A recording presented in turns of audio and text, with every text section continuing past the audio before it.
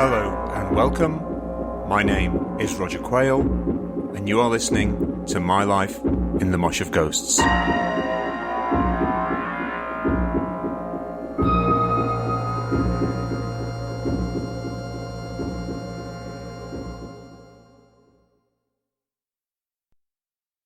My first gig, The Runaways and 999, Lower Refectory, Sheffield University, 7th of November, 1977. We have to get signed in. There are 5 of us: Wilma, Vinna, Lango, Timbo and me. I've just turned 17, and this is my band. Or rather, it's the band that I hang around with. We are here, Sheffield University, Lower Refectory, to see the Runaways. California girls, teen queens of rock and roll, the chicks with licks. Loitering at the entrance to the student union. Foreign turf. Sheepishly asking passing clouds of hemp and patchouli, "Would you mind signing us in, please?" After 20 minutes, we are in, vouchsafed by 2 amiable heads in cheesecloth and denim. No one thinks about getting a drink. None of us look old enough, and none of us are brave enough to risk it.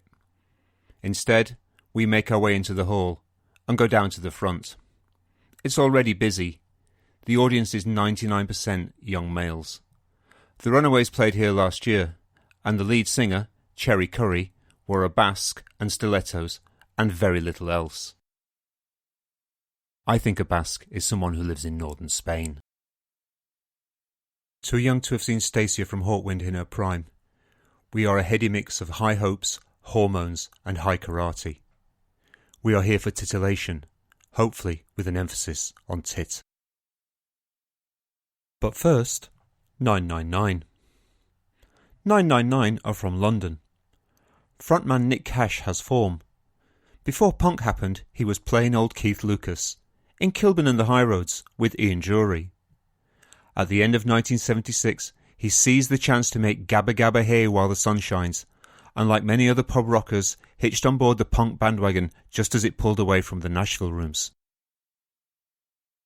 And it's working for him. 999 have signed to United Artists, home of Buzzcocks and the Stranglers, and have just released their second single, Nasty Nasty, barely 3 months after their debut.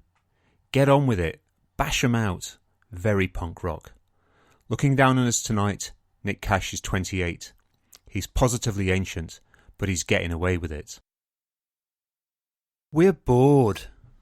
999 might well have a string of sputum-strewn 45s under their belts, but a bunch of spiky-top geezers from down south is not what we are here for. Possibly sensing this restlessness, Nick Cash takes a sup from his lager and swoops low over the monitors and strafes us with a mix of phlegm and alcohol. There is uproar. It's 1977, but to be honest, we are not a very punk rock crowd. We're more health and safety than barf and safety pins. Is he trying to provoke us into spitting at them? We will not sink to his level.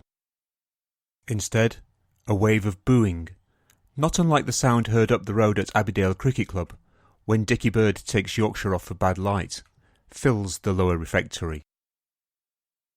999 declare. We wait. Stranglers fans to a man, Bring on the nubiles is chanted and clapped. As we wait. Roadies saunter about, checking the gear. 1 2 1 2. Flashing torches. Finally, we are ready. Pandemonium. Fandemonium. Young mandemonium. Down the front, we're getting squashed. Hey guys, y'all want to step back a little? Hang on, that's not Cherry Curry. Joan Jett is talking to us. Joan is 19 years old. Already this year, she's toured America, been to Japan, released 2 albums, Queens of Noise and Live in Japan, and recorded another, The Freshly Hatched, Waiting for the Night. This European tour has already taken in Ireland, Switzerland and France. with this UK run and trips to Sweden, Germany, Holland and Belgium still to come. Joan looks knackered. Knackered, but in control. Cherry's gone. So too has bass player Jackie Fox.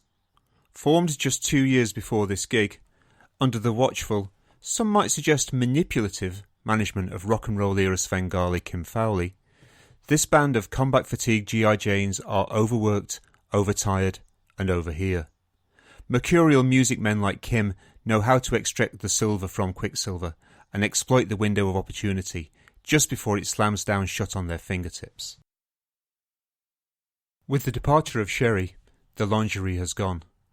The band has sacked the satin catsuits in favour of t-shirts and jeans. All, except guitar heroine Lita Ford. Metal acolyte till the end, Lita is a vision in studs and spandex, plunging neckline, flowing hair, and flying V. I don't appreciate it at the time, but this is Joan Jett and the band standing up to Kim Fowley. The coal-eyed tomboy won't kowtow to his idea of what an all-girl rock and roll fantasy should look like. The stripper's poles on the Queens of Noise sleeve replaced by barbed wire on the cover of Waiting for the Night.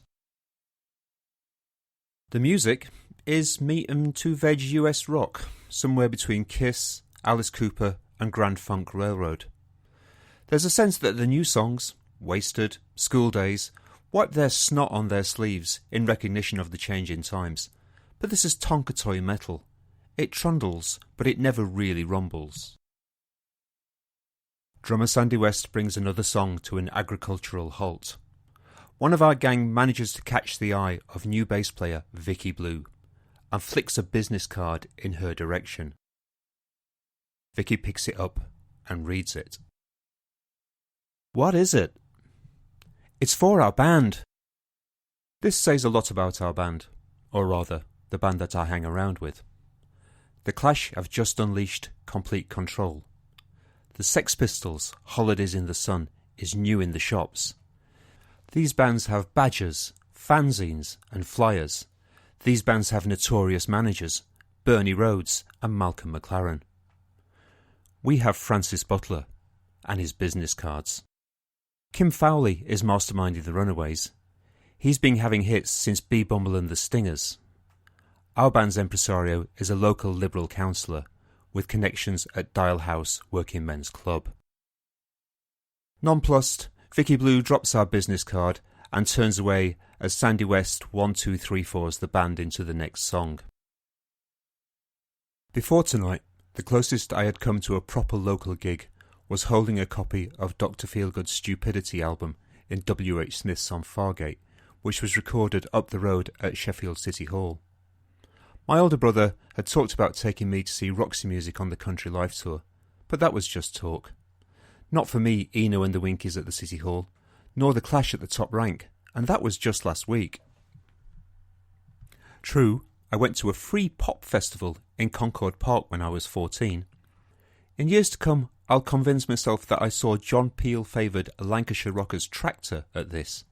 "Hey, it's like Woodstock out there," said the bearded frontman optimistically. "People with babies." However, I never really counted this as my first gig as 1. It was free, 2. It was on a Sunday afternoon, and 3. I was with my mom. So tonight, 7/11/77, Joan Jett and the Runaways popped my gig cherry. Within months, the Runaways and Kim Fowley will go their separate ways. In a July 1978 NME interview, Joan is talking about being a woman in a man's world, a theme that will resurface on more than one occasion. She says, "Girls have got balls, they're just a little higher up, that's all." After another punishing year of touring, the Runaways will play their last gig on New Year's Eve 1978. Joan Jett went solo and, taking custody of the Arrows' I Love Rock and Roll, enjoyed a global smash in 1982.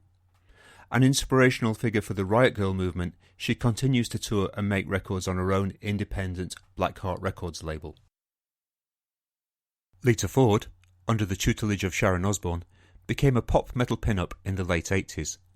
For a time, she was married to Wasp guitarist Chris Holmes. Her 2012 solo album is entitled living like a runaway. Cancer claimed Sandy West in her 47th year. Nick Cash and 999 are still touring.